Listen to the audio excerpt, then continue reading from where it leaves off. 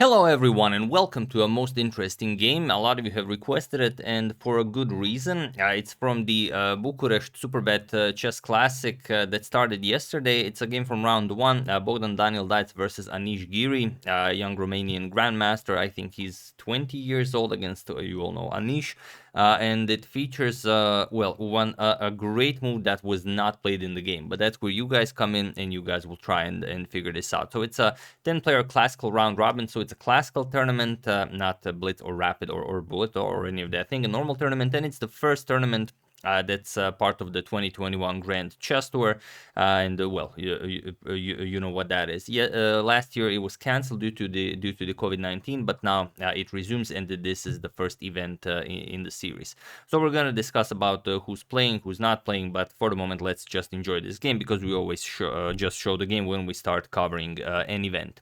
So that opens with d4. I don't know if it's pronounced that way. I'm not really a master of pronouncing Romanian names, so I hope it is that. But if it's not, I will cover at least one more game to improve upon it. So d5 by Anish, we have c4 and now c6, going for the Slav defense. We have knight to c3, knight to f6, and now knight to f3. We have e6, so just closing the structure, going for the semi-Slav, and now bishop to g5. So nicely developing pieces. We have h6 and now bishop to h4, the so-called anti-Moscow gambit. And now, well, g5 is very sharp. Nowadays people play d captures and c4 first because our silicon friends say we should do it like that. We have e4 and now only now g5. So bishop to g3 and b5. Black will try and defend his pawn. And there are a lot of ways White can counter this. The most popular one is to just continue development. We have bishop to e2, bishop to b7, and now queen to c2. And here knight b to d7 is what is usually played here, kind of continuing development. That's how chess openings work. But now we have knight to h5 by Anish. Now already attacking this bishop here on g4. Also might considering something like knight to f4. Then, for example, if we have early castles, you can bring a knight to f4, and the white can't really capture this because then you just get the semi-open g file for your attack. And here there are a few games that reach this exact same position. More notable one is the one from the 2017. Anton Korobov had this against the Ding Liren, and the game ended in a draw. Bishop to e5 was played there, attacking the rook here. But here for this game we have rook to d1 by that, and it is now already as of move 11 that we have a completely new game. So let's see how Anish deals with this new idea. He starts by eliminating this strong bishop. We have knight captures, h captures, and now knight to a6. So now it's very unlikely that black will castle kingside. White already has a nice semi-open file for his rook. Black already expanded here. So it is possible. Maybe it'd be easier if black just castles queenside. But we'll see what happens. We have a3 here, and now bishop to g7. I know some of you are considering, but why not just attack white here, and then white can't really go anywhere. If you do this, it kind of makes sense because the knight covers this, then d5 just creates too much problems for black because the queen occupies the same file as the rook. And now if you grab the piece, just for example captures on e6, we attack the queen, and once the queen moves you can simply play something like queen captures, attack the rook here. Once the rook moves knight e5, and that king is never leaving that square. E captures on f7 is a terrible threat, and if queen captures you can even play bishop to g4. Now attack the queen once again. If the queen moves, bishop d7 check, and this game will be over very quickly. So this kind of a move sometimes does make sense, but it loses the game on the spot. So bishop to g7, Anish just continues development. We have e5 now. And this e5 move is just beautiful. It completely puts the dark square bishop out of the game, and for the moment you don't really have your light square bishop into the game either. c5 will be played at some point. That's definitely gonna happen, but not for the moment, because for the moment it's defending this b5 pawn. So here queen to e7. We have knight to e4, and of course black castles queenside. So what do you do here? Knight to d6. There was no way to stop this knight to d6 idea. Just to go back a little bit, when this e5 was played, white just created this e4 square for his knight, and there's no good way to counter this. It's the knight is coming to d6 whether you like it or not. So here we have queen to e7, knight to e4 and castles like we said, and now knight to d6 with check. But this is what Anish wanted, as here he will give up the rook for the knight. We have captures and queen captures. He was already up a pawn, so now he's up 2 pawns for the sacrifice rook, and that knight was worth more than a rook. Let's be fair. So here black does not have any complaints. He's up 2 pawns. He has the bishop pair. If he can get it to be operational, then he should have a great game. We have castles by white, and now as well, black also wants to create some sort of an attack on the king side. He starts pushing. Here we have g4, knight to e5 now, saying that okay, a nice temporary pawn sacrifice. Black will accept this. We have bishop captures, pawn captures, and queen captures, but now bishop captures on g4. But this only allows Anish to start pushing here. So h5, we have rook f to e1, a nice Zwischenzug, first getting the rook into the game. Queen to f6, and now bishop to f3. And now what do you play here? Well, there are a lot of interesting ideas for black. Something like knight to c5, maybe bringing the knight over to d3 is an idea. But Anish starts by pushing right away. He starts with h4. He wants to bust open the position and maybe checkmate the white king. But now white plays b3. White also wants the same thing, as the king is still kind of in the center of the board, alone there on c8. And with this bishop and knight completely out of the game, it's not like black has any actual defense.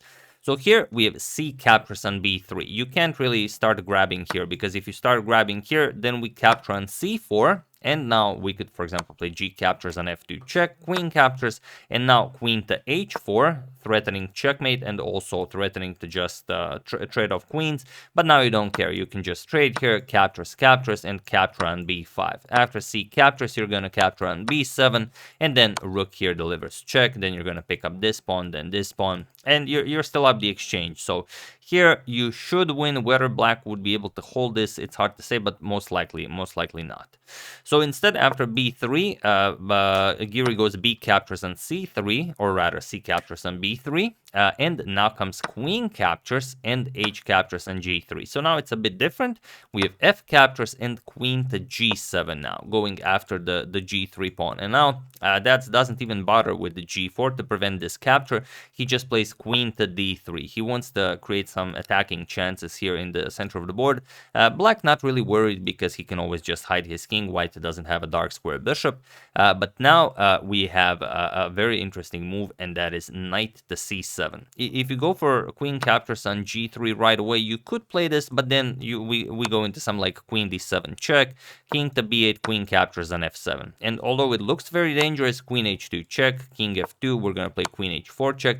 We can even play g3. And after one more check, bishop g2, and the white is very happy here. Let's not forget that white is still up the exchange, and black's pieces are kind of out of the game.